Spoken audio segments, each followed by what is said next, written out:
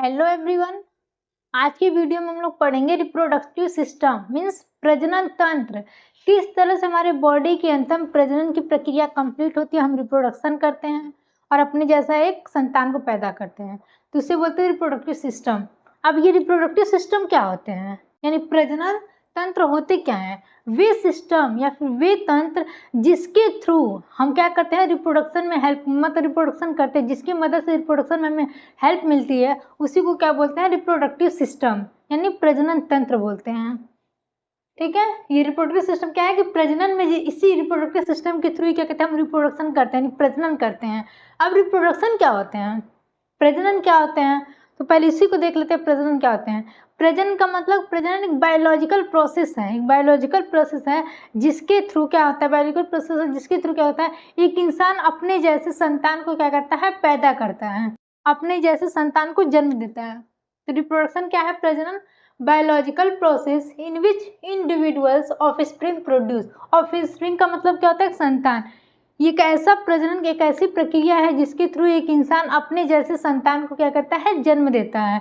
सिर्फ जैसे हमारे पास दो आँख है, पैर है, हाथ है, नोज है, मुंह है, वैसे ही क्या तो उसके भी दो हाथ, पैर, नाक, मुंह सब कुछ सेम अपने जैसा ही क्या करते हैं कि इस ऑफस्प्रिंग को जन्म देता है। उसी को बोलते हैं रिप्रोडक्शन।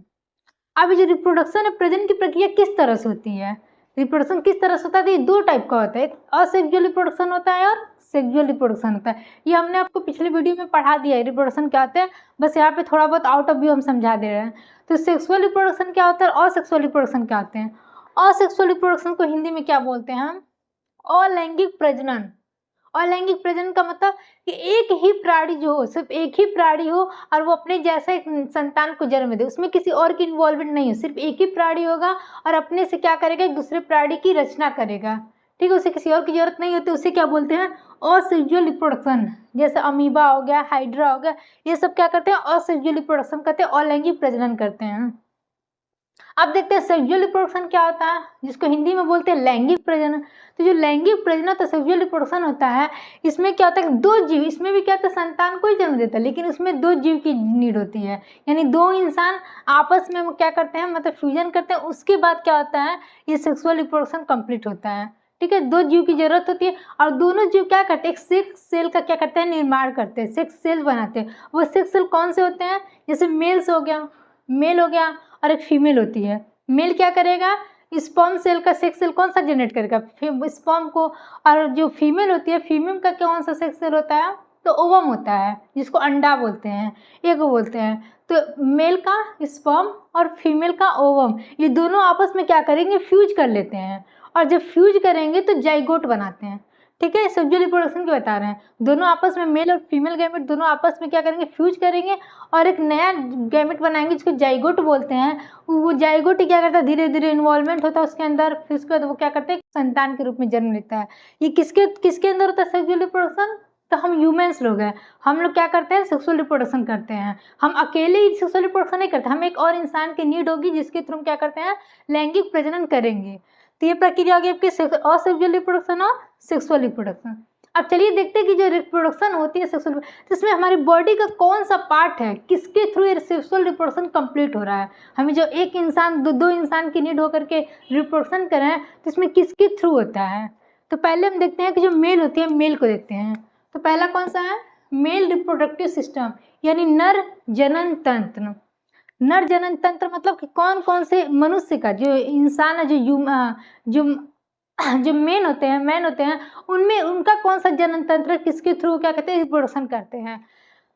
तो मेल रिप्रोडक्टिव सिस्टम, यहाँ पे देखिए मैंने इमेज में बना रखा, यही मेल रिप्रोडक्टिव सिस्टम है। इसी के थ्रू क्या करते हैं, वो स्पर्म का रिलीज करते हैं और वही स्पर्म क्या करता है, ओवम के साथ मिल करके फ्यूज करता है, इसी के थ्रू होती है। ये रिप्रोडक्टिव सिस्टम मेल्स का है, यानी नर का है। ये कहाँ प्रेजेंट होते हैं मेल रिप्रोडक्टिव सिस्टम, नर जनन तंत्र कहाँ होते हैं, पेल्विस रीजन में प्रेजेंट होते हैं। पेल्विस रीजन में इंटेस्टाइन के नीचे हमारे प्रेजेंट होते हैं, जिसको हिंदी में बोलते हैं पेल्विस रीजन को श्रोणि भाग। तो ये हमारे पेल्विस रीजन में प्रेजेंट होते हैं और इंटेस्टाइन के नीचे होते हैं। अब चलिए देखते हैं इसमें कौन कौन से ऑर्गन्स होते हैं। ये जो मेल रिप्रोडक्टिव सिस्टम है, इनमें कौन कौन से ऑर्गन्स होते हैं। तो मेल रिप्रोडक्टिव नर जनन तंत्र में ऑर्गन्स कौन से होते हैं, फर्स्ट होता है आपका टेस्टीज, जिसको हिंदी में बोलते हैं वृषण। ये है आपका, देखिए इसी को बोलते हैं टेस्टिज। सबसे मेन यही है, रिप्रोडक्टिव सिस्टम का सबसे मेन पार्ट कौन सा ऑर्गन है, यही टेस्टिज है। इसी में क्या होता है, स्पर्म का बनना इसी में स्टार्ट होता है, इसी में स्पर्म बनता है। तो फर्स्ट कौन सा हो गया आपका टेस्टिज, हिंदी में क्या बोलते हैं, वृषण। सेकेंड कौन सा है रिप्रोडक्टिव ऑर्गन, तो सेकेंड आपका है एसेसरी डक्ट।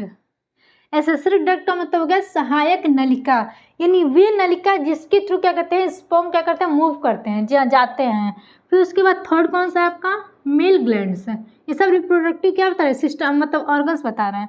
तो मेल ग्लैंड्स हो गया यानी पुरुष ग्रंथि। अब वो जो स्पर्म होता है, जो स्पर्म रिलीज होता है, उसमें कुछ ग्रंथ भी होती है, कुछ ग्लैंड्स होते हैं, तो उसमें उसे क्या बोलते हैं, ये भी एक ऑर्गन्स है, मेल ग्लैंड्स हो गया। और फोर्थ नंबर पे होगा आपका एक्सटर्नल जेनाइटल। ठीक है, एक्सटर्नल जेनाइटल को क्या बोलेंगे, बाह्य जननांग भाग। ये 4 ऑर्गन्स है जिसके थ्रू हमारे क्या होता है, स्पर्म बनता है, फिर जाता है, रिलीज होता है, फिर क्या होता है, बॉडी से इजेकुलेट होता है, यानी बाहर निकल जाता है। तो ये चारों ऑर्गन्स के थ्रू कंप्लीट होता है। चलिए ठीक है, तो वहां तक कंप्लीट हो गया। 4 हम लोग देख लिए थे कौन कौन से होते हैं। अब चलिए देख एक एक को सब अब अलग अलग डिफाइन करेंगे कि जो टेस्टिज होता है वो टेस्टिज का क्या काम होता है, वृषण का क्या काम होता है, ये कहाँ पे स्थित होता है, यही हमने बताया था। ये आपका क्या है, मेल रिप्रोडक्टिव सिस्टम्स है, और इसी को क्या बोलते हैं, टेस्टिज यानी वृषण। इसी में क्या होता है, आपका स्पर्म का फॉर्मेशन होता है। और जो टेस्टिज होता है, वृषण होता है, ये सबसे मेन रिप्रोडक्टिव ऑर्गन्स है। सबसे मेन प्रजनन तंत्र क्या होता है, ये टेस्टिज में होता है, यही सबसे मेन होता है। ठीक है, और इसमें क्या होता है, स्पर्म का फॉर्मेशन होता है। स्पर्म इसी टेस्टिज के अंदर क्या होता है, स्पर्म का बनना स्टार्ट होता है।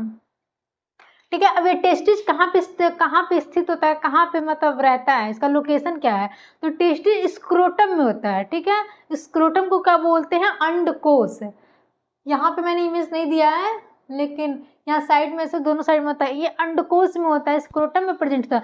और वो अंडकोश कहाँ पे होता है, आउटसाइड, बाहर की तरफ होता है। ठीक है, यानी बॉडी से क्या होता है, थोड़ा सा मतलब उसको जहाँ स्पर्म होता है, स्पर्म से थोड़ा सा नीचे बाहर की तरफ ये क्या होता है, आपका टेस्टिज प्रेजेंट होता है, स्क्रोटम में प्रेजेंट होता है। क्यों बाहर प्रेजेंट होता है, क्योंकि हमारे बॉडी का जो टेम्परेचर होता है वो 37 डिग्री सेल्सियस होता है, लेकिन जब स्पर्म का बनना होता है, जब स्पर्म जहाँ बनता है वहाँ का टेम्परेचर हमारे बॉडी के टेम्परेचर से कम होना चाहिए, 1 या 2 डिग्री सेल्सियस क्या होना चाहिए, कम होना चाहिए। और जो स्क्रोटम है, वो स्क्रोटम क्या करता है, वहाँ के टेम्परेचर को मेंटेन करता है, हमारे बॉडी के टेम्परेचर से, और जहाँ पे स्पर्म का फॉर्मेशन होता है वहाँ के टेम्परेचर को मेंटेन करने का काम करता है। इसलिए टेस्टिज कहाँ प्रेजेंट होते हैं, स्क्रोटम में प्रेजेंट होते हैं, यानी अंडकोश में। ठीक है, और उसी अंडकोश में क्या होता है, स्पर्म का फॉर्मेशन होता है, यानी शुक्राणु का फॉर्मेशन, शुक्राणु का निर्माण होता है आपके टेस्टिज में। अब ये टेस्टिज का शेप कैसा है, टेस्टिज का शेप है ओवल शेप, यानी ये गोला, ओवल नहीं, बहुत ज़्यादा गोल सर्कल भी नहीं होता है और बहुत ज़्यादा लंबा चौड़ा भी नहीं होता है, ये ओवल शेप में होता है। और ये पेयर्स में होते हैं, पेयर का मतलब कि 2 होते हैं, एक ये और एक इधर, लेफ्ट साइड, राइट साइड और लेफ्ट साइड, यानी जोड़ी में होते हैं, 1 पेयर्स में होते हैं। और इसकी लेंथ कितनी होती है टेस्टिज की, तो टेस्टिज की लेंथ होती है 4 से 5 सेंटीमीटर। इसकी जो टेस्टिज की लेंथ होती है ये 4 से 5 सेंटीमीटर इसकी लेंथ होती है। और जो विड्थ होती है इसकी विड्थ होती है 2 से 3 सेंटीमीटर इसकी विड्थ होती है। ठीक है, इसकी चौड़ाई 2 से 3 सेंटीमीटर होती है आपकी टेस्टिज की। ये आपका टेस्टिज हो गया। अब चलिए देखते टेस्टिज की आंतरिक संरचना कैसी है, इसके अंदर की संरचना देखते हैं। ये देखिए, ये मैंने ऊपर से टेस्टिज बनाया, यहाँ जो मैंने राइट साइड में टेस्टिज बनाया, इसके अंदर की संरचना को भी मैंने दिखा दिया था, कैसे कैसे इसके अंदर की संरचना कैसी होती है, क्या होती है। तो पहले देख लेते हैं, ये क्या आपका टेस्टिज है, इसको क्या बोलते हैं, यूरेथ्रा। इसी के थ्रू क्या होता है, यूरिन का भी फॉर्मेशन होता है, और जो स्पर्म हमारे बॉडी से बाहर निकलता है, तो स्पर्म मतलब जो मेंस के, तो स्पर्म का भी फॉर्मेशन इसी यूरेथ्रा के थ्रू होता है। तो ये आपका क्या हो गया, यूरेथ्रा हो गया। ये आपका तीनों ग्लैंड हो गया। ये ग्लैंड का क्या काम है अभी मैं बताऊंगी आगे चल के। ये आपका यूरिन ब्लैडर हो गया। यूरिन ब्लैडर का मतलब इसी में क्या होता है, यूरिन इसी में इकट्ठा रहता है, मैंने आपको बताया था पिछले वाले वीडियो में। तो इसी में क्या होता है, यूरिन का इकट्ठा होना, एक्यूमुलेट यहीं पे होता है। अब ये क्या है, ये आपका वॉस डिफरेंस है। वॉस डिफरेंसिया का मतलब ये नलिका है, इसी के थ्रू क्या होता है, आपका स्पर्म यहाँ से होते हुए यहाँ से बाहर से इजैकुलेट हो जाता है। अब देखिए इसकी आंतरिक संरचना को देखते हैं। ठीक है, वृषण की आंतरिक संरचना कैसी होती है, तो वृषण की जो ऊपरी लेयर होती है, ठीक है, ये जो देखो, जो सबसे ऊपरी लेयर है ना, ये ऊपरी लेयर को क्या बोलते हैं, टेस्टिकुलर लोब्यूल्स बोलते हैं, यानी वृषण कोश बोलते हैं, जिसमें क्या होता है स्पर्म इसी में रहता है, स्पर्म का फॉर्मेशन इसी टेस्टिकुलर लोब्यूल्स में होता है। और इसके जो नीचे की संरचना है, ठीक है, इसके अंदर एक और संरचना होती है, इसको सेमनीफेरस ट्यूब्यूल्स कहते हैं। इसमें दिया नहीं है, ये देखिए ये जो लेयर है आपका, ये आपका क्या है, ये सबसे ऊपर लेयर होता है, ये इसी को बोलते हैं आपका टेस्टिकुलर लोब्यूल्स बोलते हैं। और इसकी जो एक और लेयर ऐसे ऐसे होती है यहाँ पे, इसको बोलते हैं सेमनीफेरस लोब्यूल्स।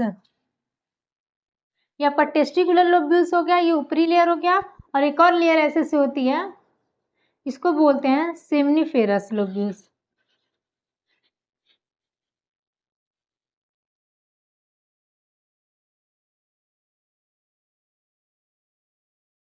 ठीक है, ये क्या होता है आपका सेमनीफेरस लोब्यूल्स होता है, मतलब शुक्रजनक नलिकाएं। इसी में क्या होता है स्पर्म, इस शुक्रजनक नलिकाएं में स्पर्म का क्या होता है फॉर्मेशन होता है। स्पर्म इस शुक्रजन, ये तो ऊपरी लेयर होगी, इसके अंदर की लेयर जो है सेमनीफेरस लोब्यूल्स है, इसी के अंदर क्या होता है आपका स्पर्म का फॉर्मेशन होता है, इसी में स्पर्म बनता है। ठीक है, यहाँ तक क्लियर है आपको। अब चलिए देखते हैं कि इसकी क्या होते हैं, एक जिस वृषण है ये सेल्स अब यहाँ जो बन जाएगा तो ये क्या करेगा, इसके थ्रू क्या नलिका के थ्रू क्या करेगा, इस यूरेथ्रा में जाएगा। ठीक है, यहाँ स्पर्म का फॉर्मेशन हो गया, अब स्पर्म यहाँ से निकल के इस वाले यूरेथ्रा में जाएगा। अब यहाँ पे जब स्पर्म का फॉर्मेशन होता है, इसी टेस्टिज में, ये जो टेस्टिज होता है इसमें 3 टाइप की सेल्स पाई जाती हैं, 3 टाइप की कोशिका पाई जाती हैं। वो कौन कौन सी कोशिका होती हैं, तो फर्स्ट होती है आपकी जर्म सेल्स, जिसको हिंदी में बोलते हैं रोगाणु कोशिका। सेकेंड क्या बोलते हैं, सर्टोली सेल्स, इसको हिंदी में भी वही सर्टोली बोलेंगे। और थर्ड कौन सी होती है, लीडिंग सेल्स। इन सब का अलग अलग काम है, इन सेल्स का क्या काम है अभी बता रही हूँ। ये तीनों सेल्स कहाँ पाए जाते हैं, आपके इस टेस्टिज में पाए जाते हैं। ठीक है, अभी जो जर्म सेल्स होता है, यही जर्म सेल्स क्या करता है, इसमें स्पर्म का फॉर्मेशन करता है। इस जर्म सेल में क्या होता है, फॉर्मेशन होता है स्पर्म का, स्पर्म का फॉर्मेशन होता है। ठीक है, जर्म सेल में स्पर्म का फॉर्मेशन हो गया। अब उसके बाद जो सर्टोली सेल्स है, ये आपका सर्टोली जो सेल्स होता है वो क्या करता है, अब स्पर्म तो प्रोड्यूस हो गया, लेकिन अब स्पर्म को कहते हैं न्यूट्रिशन चाहिए होता है, तो स्पर्म को न्यूट्रिशन देने का काम किसका होता है, ये सर्टोली सेल्स का। सर्टोली सेल्स क्या करता है, स्पर्म को न्यूट्रिशन प्रोवाइड करता है। उसके बाद जो थर्ड सेल आपका लीडिंग सेल्स जिसको बोलते हैं, वो क्या करता है, एक प्रकार का हार्मोन्स रिलीज करता है। ये लीडिंग सेल क्या करता है, हार्मोन्स रिलीज करता है। वो कौन से हार्मोन्स होते हैं, टेस्टोस्टेरोन बोलते हैं। टेस्टोस्टेरोन हार्मोन्स बोलते हैं, जो क्या करता है, उसमें मेल का कैरेक्टर प्रोवाइड करता है। ठीक है, उस स्पर्म के अंदर मेल के कैरेक्टर को प्रोवाइड करने का काम किसका होता है, ये लीडिंग सेल्स का। ये लीडिंग सेल क्या करता है, हार्मोन्स रिलीज करता है। वो हार्मोन्स कौन सा होता है, टेस्टोस्टेरोन। ये टेस्टोस्टेरोन ही क्या करता है, उससे इसमें मेल का कैरेक्टर प्रोवाइड करता है उस स्पर्म के अंदर। ये तीनों सेल कहाँ बनते हैं, आपके टेस्टिस में। अब यहाँ पे क्या हुआ, आपका स्पर्म का पूरी तरह से फॉर्मेशन हो गया, यहाँ पे स्पर्म हो गया। अब स्पर्म का फॉर्मेशन हो जाएगा, ये भी डक्ट में जाएगा, एक नलिका से होते हुए क्या करेगा, यूरेथ्रा में जाएगा। अभी जिस नलिका से जाएगा उस नलिका के भी 4 भाग होते हैं। ठीक है, तो हमने से फर्स्ट स्टेज पढ़ लिया। अब सेकंड क्या देखेंगे, एसेसरीज डक्ट, यानी सहायक नलिका। इस सहायक नलिका में कौन कौन से पार्ट होते हैं, तो फर्स्ट होता है आपका रीड टेस्टिज, यानी वृषण नलिकाएं। रीड टेस्टिज यहाँ, हाँ नहीं बनाया मैंने। तो कौन कौन से इसमें होते हैं नलिकाएं, रीड टेस्टिज होता है जिसको वृषण नलिकाएं बोलते हैं। सेकेंड वास इफ्रेंसिया, यानी शुक्र वाहिकाएं। थर्ड कौन सा होता है, इपिडाइडेमिस, एपिडिडीमिस होता है जिसको अर्धवृषण बोलते हैं। और फोर्थ आपका होता है वास डिफरेंसिया, यानी शुक्र वाहिका है। इसके थ्रू क्या करते हैं हमारे स्पर्म, फिर ये टेस्टिस से निकल करके डक्ट से जा करके और यूरेथ्रा में मारे जाते हैं। अब ये प्रोसेस किस तरह से कंप्लीट होता है पहले देखते हैं। चलिए देखिए, ये आपका क्या होगा, टेस्टिज हो गया। ठीक है, टेस्टिज होगा। यहाँ पे क्या होता है, आपका प्राइमरी स्पर्म बनता है, यही इसी को क्या, यहाँ क्या होता है, आपका स्पर्म का बनना यही स्टार्ट होता है। यहाँ पे स्पर्म बनते हैं, इसको प्राइमरी स्पर्म बनते हैं। लेकिन यहाँ जो स्पर्म बनते हैं वो क्या करते हैं, वो इमेच्योर होते हैं। इमेच्योर का मतलब कि वो एग से फर्टिलाइज, जो वुमेन्स का एग होता है, उस वुमेन के एग से ये फर्टिलाइज नहीं कर सकते हैं। ठीक है, यहाँ का जो स्पर्म होता है एक से फर्टिलाइज नहीं कर सकते हैं। अब यहाँ जो एक स्पर्म बन जाएगा तो क्या करेगा, यहाँ पे शिफ्ट हो जाएंगी सारी स्पर्म, जाके यहाँ पे शिफ्ट होंगे। ठीक है, जिसको क्या बोलते हैं यहाँ पे जब शिफ्ट होंगे इसी को बोलते हैं एपिडिडाइमिस। देखिए मैंने यहाँ पे दिया ना एपिडिडाइमिस, एपिडिडाइमिस में जाके क्या हो जाएंगे, ये शिफ्ट हो जाएंगे, अधिक विषय में शिफ्ट होंगे। अब जो यहाँ पे शिफ्ट होंगे वो कौन से होते हैं, मैच्योर स्पर्म होते हैं। यहाँ पे शिफ्ट होते हैं तो इसको क्या बोलेंगे, मैच्योर स्पर्म। यानी ये जो स्पर्म होते हैं वो एक के साथ क्या कर सकते हैं, फ्यूजन कर सकते हैं, एक को क्या करते हैं, फर्टिलाइज कर सकते हैं। फर्टिलाइज करके उस एक को उसमें एक मतलब एक दूसरा प्रजाति यानी ऑफस्प्रिंग बना सकते हैं। तो यहाँ का स्पर्म क्या होता है, फर्टिलाइज वाला होता है, और जो यहाँ का स्पर्म होता है वो फर्टिलाइज नहीं होता, इमेच्योर होता है। तो यहाँ का कंप्लीट हो गया। मैंने बताया था ना, यहाँ से स्पर्म यहाँ तक जाएगा, यहाँ पे सेल्स होते हैं, कुछ कोशिका होती है जो क्या करती है, उसको इस न्यूट्रिशन प्रोवाइड करते हैं, मेल का कैरेक्टर प्रोवाइड करती हैं। फिर यहाँ पे जाते जाते वो एपिडाइडमिस में क्या होता है, पूरी तरह से मैच्योर हो जाता है, वो एक से फर्टिलाइज कर लेता है। अब जब यहाँ से एक से फर्टिलाइज करेगा, इसको क्या बोलते हैं, वास्ट डिफरेंस बोलते हैं। वास्ट डिफरेंस का मतलब शुक्र नलिकाएं। शुक्र नलिकाएं मतलब जो शुक्राणु को क्या करे, शुक्राणु को नलिका प्रोवाइड करती है, यानी नाली का काम, जो नाली में क्या था, पानी का बहने का काम होता है। सेम वही वास्ट डिफरेंस का क्या काम होता है, शुक्राणु यहाँ से होते हुए हमारे इस यूरेथ्रा में जाएंगे। ठीक है, यहाँ से स्पर्म बहुत सारे मतलब करोड़ों में समझ लो स्पर्म का फॉर्मेशन होता है। अभी जब स्पर्म का फॉर्मेशन यहाँ से होगा तो ये वास्ट डिफरेंस से शुक्र वाहिकाएं से होते हुए हमारे यूरेथ्रा में आएंगे। अब जब यूरेथ्रा में ये जाएंगे तो यूरेथ्रा में जब जाते हैं तो बहुत सारे बीच में क्या होते हैं, ग्लैंड्स होते हैं। कुछ ग्लैंड्स होते हैं जो क्या करते हैं, उसमें अपने आप को रिलीज करते हैं। वो ग्रंथ क्या करते हैं अपने आप से, इसमें कुछ एंजाइम्स रिलीज करते हैं। कौन कौन से एंजाइम्स रिलीज करते हैं, ठीक है। अब जब हमारा स्पर्म क्या होता है, इस यूरेथ्रा में एंटर करता है तो बीच में क्या होती हैं, पोरस ग्रंथ यानी मेल ग्लैंड्स होते हैं जो क्या करते हैं, उसमें ग्लैंड्स को अपने एंजाइम्स को रिलीज करते हैं। अब यहाँ से देखिए आपके यूरिन का भी फॉर्मेशन क्या होता है, इसी के थ्रू होता है, और आपके स्पर्म का भी फॉर्मेशन इसी के थ्रू होता है। जब स्पर्म आपका यहाँ पे आएगा तो यूरिन वाली जो नली, दोनों की नली सेम होती है और यहाँ पे आके ज्वाइंट होते हैं। तो जैसे यहाँ से आके ज्वाइंट निकलेगी, स्पर्म यहाँ से रिलीज होगा, तो आपका ये जो यूरिनरी ब्लैडर है, यूरिन वाली जो नली है वो थोड़ी सी दब जाएगी। अब उसके दबने की वजह से यूरिन का फॉर्मेशन ना होकर के आपके स्पर्म का क्या होता है, इजेकुलेशन होता है। तो यहाँ पे जैसे यहाँ पे जाएगी तो क्या होगा, आपका ग्रंथि होता है। कौन कौन से ग्रंथि होते हैं, तो पहला होता है सेमाइनल वेसाइकल से बोलते हैं। ठीक है, फर्स्ट आपका सेमाइनल वेसाइकल। सेकंड कौन सी ग्रंथि होती है, प्रोस्टेट ग्लैंड्स, और थर्ड होती है बल्बुथ्रल ग्लैंड्स। ये आपका सेमाइनल वेसाइकल्स है, सेकंड आपका प्रोस्टेट ग्लैंड्स है, और थर्ड आपका ये बल्बुथ्रल ग्लैंड्स है। ये एंजाइम्स रिलीज करेगी। अब सेमाइनल जो वेसाइकल्स होता है वो क्या करता है, एक पेयर्ड में होता है। पेयर्ड का मतलब इधर भी और इधर भी है, ये दो पेयर्ड में होता है। ये क्या करता है, म्यूकस को सिक्रीट करता है, म्यूकस का फॉर्मेशन करता है। म्यूकस क्या है, म्यूकस का मतलब श्लेष्मा, एक चिपचिपा पदार्थ होता है। ठीक है, म्यूकस क्या होता है, एक चिपचिपा पदार्थ होता है जो क्या करता है, उसको स्पर्म को क्या करता है, चिपचिप ऐसा प्रोवाइड करता है कि स्पर्म कहीं किसी और पार्ट से क्या हो, चिपके ना। उसमें एक चिपचिपा पदार्थ डाल देता है जिससे स्पर्म कहीं और ना चिपक के सीधे बॉडी से क्या हो, आराम से वो इजेकुलेट हो जाए। तो सेमाइनल वेसाइकल का क्या काम है कि म्यूकस का सिक्रीशन करना, जिससे श्लेष्मा का सिक्रीशन करना। उसके बाद से क्या, जैसे थोड़ा आगे बढ़ेगा तो ये प्रोस्टेट ग्लैंड्स होता है। प्रोस्टेट ग्लैंड क्या करता है, सिट्रिक एसिड का फॉर्मेशन करता है। ठीक है, क्या करता है, सिट्रिक एसिड का फॉर्मेशन। अब सिट्रिक एसिड का फॉर्मेशन क्या करता है, सिट्रिक एसिड का क्या काम होता है, स्पर्म को डायरेक्शन देना। ठीक है, स्पर्म को डायरेक्शन देना जिससे स्पर्म क्या होता है, आराम से वो फीमेल बॉडी के फैलोपियन ट्यूब तक पहुंच जाए, पहुंचाने का काम होता है सिट्रिक एसिड का। तो प्रोस्टेट ग्लैंड सिट्रिक एसिड को रिलीज करता है, फॉर्मेशन करता है।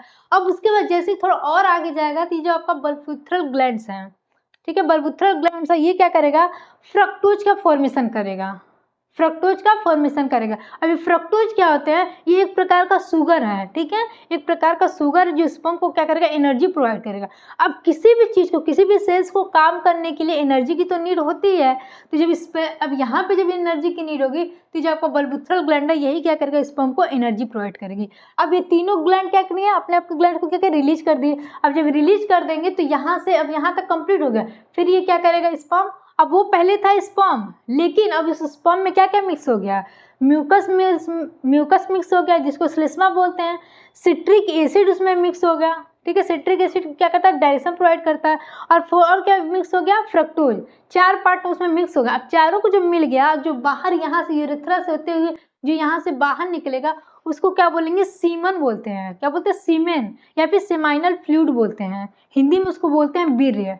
ठीक है। यहाँ से तो सिर्फ स्पर्म का फॉर्मेशन हुआ, लेकिन जैसे जैसे वो आगे की प्रक्रिया कंप्लीट करके आगे आगे बढ़ते गए, उसमें म्यूकस का रिलीज हुआ, फिर सिट्रिक एसिड का, उसके बाद फ्रक्टोज का। अब ये जब तीनों आपस में स्पर्म के साथ मिल गए तो उसको क्या बोलेंगे, सीमेन या फिर वीर्य या फिर सेमाइनल फ्लूइड। ठीक है। अब ये सेमाइनल फ्लूइड कैसा होता है, डार्क होता है और अल्कलाइन फ्लूइड होता है। ठीक है, बहुत ही डार्क होता है और अल्कलाइन फ्लूइड होता है। क्यों अल्कलाइन फ्लूइड होता है कि जब ये स्पर्म कहता है फीमेल के वेजाइना में एंटर करता है, तो फीमेल के वेजाइना में एंटर करता है तो वहाँ पे क्या होता है, एसिडिक वातावरण होता है। फीमेल के वेजाइना में एसिडिक वातावरण होता है और एसिडिक वातावरण से उसे सुरक्षा प्रदान करने का काम ये अल्कलाइन फ्लूइड करता है। ठीक है, यानी वीर्य करता है। वीर्य के अंदर जो अल्कलाइन फ्लूइड होता है वो वेजाइना के अंदर जो एसिडिक का वातावरण होता है उसको क्या कहते हैं, उसे सुरक्षा प्रोवाइड करता है। तो ये आपका हो गया सीमेन। ठीक है, सीमेन में क्या क्या मिक्स होते हैं, स्पर्म होता है, म्यूकस होता है, सिट्रिक एसिड होता है और फ्रक्टोज होता है। यहाँ तक का काम यहाँ पे कंप्लीट होता है। उसके बाद फोर्थ नंबर पर हमने क्या पढ़ा था, ये फर्स्ट हो गया था, सेकेंड थर्ड हमने बताया था मेल ग्लैंड्स, और फोर्थ कौन सा ऑर्गन्स बताया था मैंने, एक्सटर्नल जेनाइटल। एक्सटर्नल जेनाइटल में कौन सा आएगा आपका, यूरेथ्रा। ये यूरेथ्रा आएगा, इसी के थ्रू क्या होगा आपका सीमन का क्या होगा, इजेकुलेशन हो जाएगा, यानी सीमन हमारे बॉडी से क्या हो जाएंगे, बाहर हो जाएंगे। यहाँ तक कंप्लीट हो गया, आप लोग को क्लियर है। तो नेक्स्ट वीडियो में अब हम यहाँ तक एक वीडियो कंप्लीट है। अब नेक्स्ट वीडियो में हम लोग पढ़ेंगे फीमेल रिप्रोडक्टिव सिस्टम क्या होते हैं, यानी मादा प्रजनन तंत्र। मादा प्रजनन तंत्र में किस तरह से काम करता है, क्या होता है, इसको हम लोग नेक्स्ट वीडियो में पढ़ेंगे।